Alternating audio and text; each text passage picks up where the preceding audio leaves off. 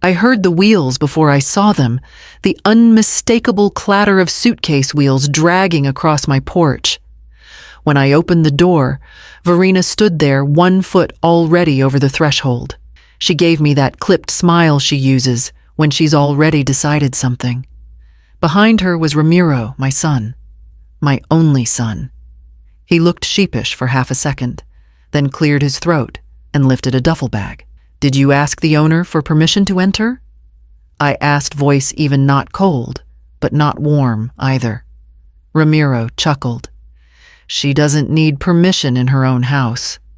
Verena rolled her eyes like I'd told a bad joke, then pushed past me with a breezy, "It's just temporary, Delora. Don't be dramatic." They didn't even wait for me to move. She parked her suitcases by the stairs like she'd done it 100 times. I didn't argue. I didn't ask questions. I stepped aside. 10 minutes later, Verena was in the master bedroom, flinging open drawers like she was choosing from a hotel closet. I stood in the hallway and watched her examine the linen I'd folded yesterday. Wrinkle her nose at the wallpaper, she once said. Looked quaint. Ramiro was on his phone. "We'll unpack fast," he said, without looking up. "We'll take care of everything." I wanted to ask, what's everything? The mortgage I don't have, the furniture they didn't buy, but I said nothing. I walked to the sunroom, closed the glass door and sat in my chair, the one with the worn armrest and the blanket folded just so. Outside, the light shifted through the trees, casting shadows across the floor tiles. I could still hear them upstairs laughing, opening and closing drawers. It was still my house, but the sound of someone else's zipper dragging shut over hardwood never quite feels temporary. Not when it's followed by silence. The kind of silence that isn't peace, it's removal.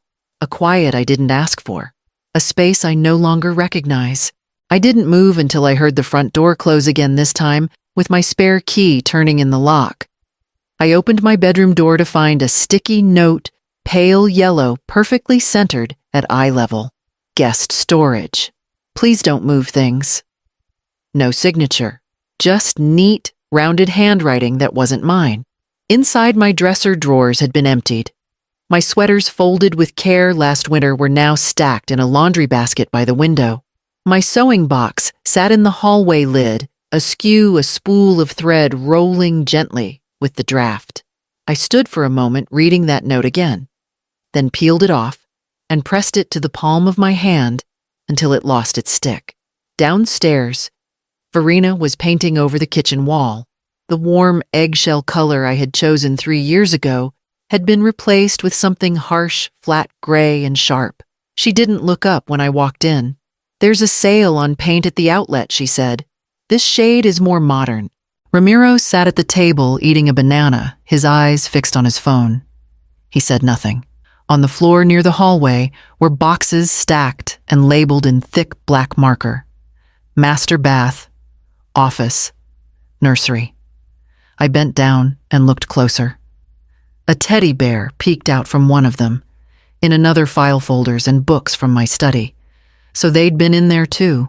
"Where's the spare key?" I asked, not looking at either of them. Ramiro hesitated. I think we took it in last night so we wouldn't lose it. He didn't offer to give it back." I reached for the kettle, filled it, and turned the burner on. Verena was still brushing over the corner trim, humming lightly. Ramiro was now texting. It was all very quiet. I drank my tea in the laundry room, the only place they hadn't touched yet. The window faced the neighbor's hedge. A familiar view. There were 3 toothbrushes in the upstairs bathroom now, and one name missing from the mailbox. Mine. Peeled clean. Only the adhesive shadow remained. I heard the laughter first. Voices I didn't recognize echoing down the stairs, footsteps, moving quickly from room to room. When I turned the corner, Verena was showing 2 women around the house, like it was on the market. "This is the dining area," she said, gesturing with both hands. "I'm thinking of knocking down this wall eventually, open concept." One of the women nodded. "Great lighting in here." Verena smiled. "Perfect for the baby's photos." She didn't notice me standing by the coat rack. Or she pretended not to. The women followed her upstairs. I stayed at the base of the steps, watching their shadows move through my hallway. I caught bits of the tour. We'll convert this into the nursery. The guest room will be her mom's when she visits. I waited until the front door closed behind them. Ramiro, I said, when he finally came down from wherever he'd been hiding. You're letting her plan renovations in my home. He looked genuinely confused, like I'd asked about the weather. She's just being practical, he said. We're starting a family? You should be happy. I stared at him.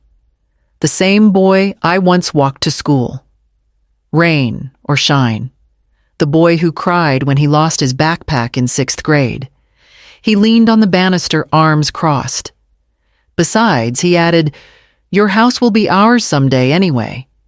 He didn't say it with malice, just stated it like a fact, like the sky being blue or grass being green. I walked past him through the narrow hallway and into the back room. I hadn't been in there since the spring. There, under the old quilt chest, was the metal file box I'd almost forgotten about. I pulled it out slowly, careful not to scrape the floor. The clasp was still tight. I opened it and saw exactly what I remembered. Folders, envelopes, a spare notary stamp, and the deed unsigned by anyone but me. They thought this house was an inheritance in waiting. But it wasn't waiting for them. Not anymore. The metal box still smelled faintly of ink and dust. Inside were the papers I hadn't touched since my husband died, a decade sealed away in legal language and yellowing folders. At the very top sat the trust document. I remembered the day we signed it. He'd insisted it was only a precaution, something to keep things simple if anything ever happened. Back then, I thought it was unnecessary. I had trusted that kindness and gratitude could protect what contracts could not. Now, as I traced the faded signature across the bottom margin, I realized how naive that was. The trust was still active, still under my name, still protected by the same clause he'd included just in case. Ramiro wasn't listed anywhere. No successor. No beneficiary. Just me. I spent the afternoon reading every paragraph. The legal phrasing was dense, but I knew what it meant. The house belonged solely to me until I said otherwise. And I hadn't. When I called the notary, my voice was steady. Yes, I said I'd like to make an addition. We met the next morning at her office. She looked at me over the rim of her glasses when I handed her the handwritten note. If any party attempts to transfer ownership through coercion or deception, I read aloud the property will be released to the Ashcroft Women's Shelter in perpetuity. She hesitated, then nodded. That's very specific. I signed and watched her stamp the seal, the crisp sound of paper, accepting new power. For the first time in weeks, I felt a kind of peace that wasn't fragile. That night, I tucked the new document in the bottom drawer of my desk, beneath a layer of tax records. I closed it gently and locked it with the small brass key. Upstairs, I could hear Verena humming to herself, rearranging something in the master closet. Ramiro's voice floated in soft, uncertain, but obedient. I folded the key in a napkin and slipped it into my purse. By morning, I'd already decided what I needed to do next. The paper was still warm when I picked it up from the printer tray. It hadn't been there the night before. My name was listed at the top in bold grantor. Beneath it, 2 new names, Ramiro Ames and Verena Ames, labeled co-owners. A date had already been typed in, and 2 signatures had been scrawled in shaky ink that looked like someone trying to mimic calm. They hadn't even bothered to use my actual handwriting. I stood at the desk for a long time, holding the paper like it was dipped in something that might burn. I didn't call out. I didn't accuse. Instead, I opened the scanner app on my phone and took 3 high-resolution images. I saved the PDF, labeled it Preemptive Fraud, and sent it to my lawyer with no message except, "Please confirm receipt.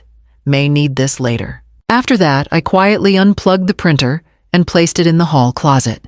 That evening, I moved a few things into the guest room, a small lamp, my reading glasses, 2 cardigans. When Verena saw me walking down the hall with a pillow tucked under my arm, she smirked. "If you want space, just say so," she said. "We're not trying to push you out." I didn't answer. I didn't give her the satisfaction of an argument. Instead, I parked my car a block away from then on. I stopped leaving the porch light on. I kept my bedroom door closed, not locked, just shut, and I slid the window latch into place each night before bed. I knew what they thought, that I was backing down, that I was growing tired, letting go. Let them believe it. They were too busy trying to decorate their future to notice that I was already preparing mine. In the mornings, I drank my coffee by the back door where no one bothered me, where I could watch the fence line and think. And where no one noticed, I'd started counting how many boxes they were moving in versus how many they still thought they could take out. Verena was in the kitchen, cataloging the pantry, when I walked in, holding a slim folder. "I've put together a simple household agreement," I said. "Something for the records. With you both staying here, it's better for insurance and taxes if everything's clearly outlined." She raised an eyebrow. "Like a lease." "More like a cohabitation form," I replied. "Just basic terms, use of space, shared utilities, acknowledgement of residence. No rent involved. Nothing binding beyond what's already happening." That part was true. It didn't say anything they hadn't already done. Verena didn't sit to read. She flipped through the first 2 pages, tapped the cover with her nail, and nodded. "If this keeps things clean on paper, sure." She signed with a swipe of pink ink. Ramiro signed an hour later. I left the folder on the kitchen table and returned to the laundry room. 10 minutes later, I scanned the entire packet, attached the PDF to an email, and sent it to my trust lawyer with a short line: "Executed. Clause now active. Please confirm timestamp." The clause was simple: if unauthorized parties claimed legal residence or attempted to establish rights to the property, their stay would be classified as a breach. The penalty: immediate revocation of access to the home with legal authority to enforce removal. It wasn't an eviction notice yet, but the path to one had been cleared. Their signatures opened the gate they never saw. That night, Verena poured herself a glass of wine and raised it toward me across the kitchen. "To new beginnings," she said. Ramiro smiled, his hand resting on her lower back like he'd just inherited something. I toasted with water and nodded. After dinner, I went to the guest room, took out the updated trust from the drawer, and placed the agreement on top. 2 signatures, 1 witness, no questions. The quiet that settled over the house felt different now. Not defeated, not resigned. It felt earned. I slept deeply for the first time in weeks. And in the morning, I woke to the sound of them measuring the hallway for curtains they would never hang. The frames started disappearing one by one. At first, I thought it was dusting. Then I found them stacked behind the sofa, wrapped in dish towels, photos of my wedding, Ramiro's first Halloween, my parents on the porch holding mugs in the snow. When I asked, Verena said, "We're just simplifying." "The walls feel cluttered," Ramiro added. "She's trying to make space for new memories." I didn't argue. I didn't tell them those weren't decorations. I just nodded and walked out. By the end of the week, their things had filled every visible corner. Throw pillows I didn't buy, scented candles I never lit, a whiteboard in the kitchen with a weekly schedule that didn't include my name. They hosted dinner parties. Twice. Strangers in my living room drinking wine on my couch, complimenting the remodel, praising Verena's taste. Ramiro smiled like a host correcting no one. I was invited but never expected. "You can join if you want," Verena said, without pausing from arranging her cheese board. I didn't want to. Instead, I filled my thermos, wrapped myself in a coat, and walked the block slowly, circling once then again. By the third loop, the porch lights had dimmed, and the music softened. I stood across the street beneath the neighbor's maple watching silhouettes through the front window. They moved like they belonged arms-wide feet, confident laughing in the house I cleaned every Sunday for 30 years. I didn't go back in until the last car pulled away. I stopped answering the doorbell after that. Let them text. Let them wonder. I started keeping my bedroom door closed during the day, too. I made lists in the laundry room, read my books in the car with the windows cracked just enough to hear birds. I took back space by disappearing from theirs. Verena eventually hung a new photo in the hallway, a black and white of her and Ramiro in front of the fireplace. Her arm curled around his smile, bright like a real estate ad. But the envelope had already arrived that morning.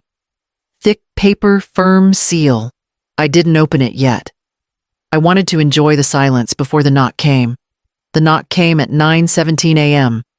Sharp, measured. Not impatient, but not casual either. I didn't answer. I didn't need to. I heard Ramiro's voice muffled through the window. "Yeah, that's her. You can leave it with me." A pause. Then a second knock. Firmer, directed at me this time. I stayed in the den, flipping a page. Moments later, the shouting started. "What is this?" Ramiro's voice cracked louder now. Paper rustling. Footsteps slamming down the hall. The envelope had been thick for a reason. The cover letter alone was 2 pages legal tone airtight. Inside a certified eviction demand. Documentation of the signed occupancy agreement. A copy of the trust history. A notarized clause that detailed their breach. And a deadline, 72 hours, or legal enforcement. I heard his fists against my door next. "Mom, open the door. This is ridiculous." Then Verena's voice soft but shaking. "Delora, please, can we talk?" I kept reading. A novel I'd started weeks ago set in a lighthouse where the silence meant safety. I liked the quiet metaphors more now. Their footsteps retreated. Then came the hurried whispers, the slam of a kitchen drawer, the beep of Ramiro's phone. I imagined him calling a lawyer, his own, not knowing mine had been ready since June. Later, I heard the sound of a suitcase being unzipped. Not packed, just opened. They weren't leaving yet. Not today. But the tone had changed. That evening, they didn't speak to me. No updates, no offers, no sudden affection. Just 2 closed doors and the sound of movement above my head, desperate, unsettled. I sipped tea in the den and watched dusk settle into the backyard, the lilac bush bending slightly in the wind. I thought about the knock again. How they never expected it to come from outside. How they forgot a house isn't just walls, it's paper too. By morning, the lights upstairs stayed off longer than usual. But when they finally came on, I heard only one thing through the ceiling. Drawers opening. Then the sound of shoes being tossed into a box. They hadn't returned since Friday. I saw the car pull up just after 8, parked halfway into the drive engine, running no music playing. Then the knock. "Just let us get our shoes," Ramiro said, through the door. His voice had dropped low. Not tired, just emptied out. I didn't respond. I opened the door slowly and stepped aside. Neither of them crossed the threshold. Verena stood behind him, arms folded, wearing the same coat she left in days ago. Her mouth was tight, eyes fixed somewhere over my shoulder. Ramiro looked smaller than I remembered, like the air around him no longer belonged to him. "There's a box," I said. It was already sitting beside the welcome mat, labeled in black marker shoes. Entryway, closet, gym. The laces of his favorite pair stuck through the flap. Verena's boots sat on top heels, worn toes scuffed. They crouched down together silently and packed what was theirs, or what they could still claim. "I didn't think you'd go through our things," Verena said. "I didn't," I answered. "I just returned what wasn't staying." Ramiro picked up the box. Verena stayed crouched for a second longer. When she stood, her gaze finally met mine. "You're destroying your family," she said. No tears, no outburst. Just a cold summary like she was handing me a receipt for something I never ordered. I didn't flinch. I didn't nod. I didn't say the thing I could have, that families don't need signatures to survive. But they fall apart quickly when trust is forged like a deed. They turned without another word. The car trunk opened, swallowed the box, and shut with a final thud. I closed the door behind them. This time, I didn't need to lock it. They wouldn't be coming back. The house was still again. Quiet, not from absence, but return. It no longer needed defending. I took the small brass hook from the junk drawer and held it in my hand for a long moment. The screw hole was still marked on the wall beside the door frame. Faint, but there. It went back easily, as if it had never been removed. I hung my key on it. The sound of metal against metal was simple, clean. The next morning, I carried my things upstairs. The master bedroom door creaked a little as I pushed it open. The smell of cheap paint lingered, harsh and synthetic, but beneath it, I could still catch the faint trace of cedar polish, the one I used for years. I opened both windows wide and let the air move through. The bedspread they'd chosen was still there, pale and impersonal. I folded it, placed it in the hall closet, and pulled out my own quilt from the cedar chest. It was softer than I remembered. That evening, I lit a single candle in the hallway. Just one. The small flame flickered against the wall, steady and unhurried. The air felt different, like the house itself had been holding its breath all this time and was finally exhaling. I sat on the edge of the bed with a cup of tea and listened to the pipes hum. The refrigerator clicked on, then off again. Familiar sounds, domestic and ordinary. I hadn't realized how much I missed them. Later that week, an envelope arrived from my lawyer. The shelter had received the updated clause. Everything was filed, notarized, and final. If anyone tried again, the house would go not to them, but to something that might actually do good. I smiled once quietly and slipped the letter into the drawer with the others. Then I locked it, turned off the light, and stood by the window. Outside, the street was calm. My porch light glowed for the first time in weeks.